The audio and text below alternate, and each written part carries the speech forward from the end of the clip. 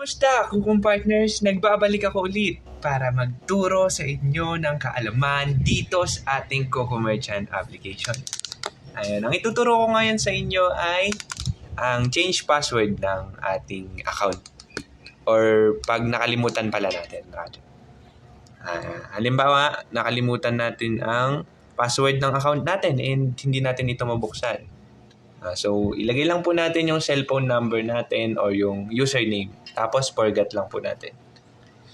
Para makakuha tayo ng OTP, lagay lang natin yung number and new password. 1, 2, 3, 4, 5, 6. Ayan yung new password natin. 1, 2, 3, 4, 5, 6. And ipasend lang po natin ang ating OTP or one-time password.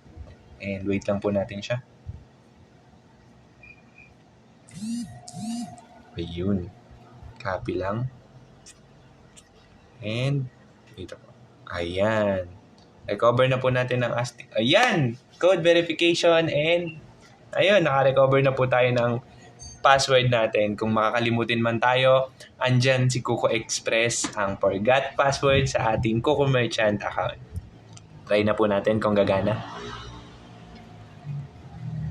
1, 2, 3, 4, 5, 6, and boom! Andito na naman tayo sa Coco Dashboard. Ayun lang po. Yan lang yung gusto kong ituro sa inyo, Coco Partner. Maraming salamat sa pakikinig at pag may tanong pa kayo, you can message us on Facebook. Search our page, Coco Express. Thank you!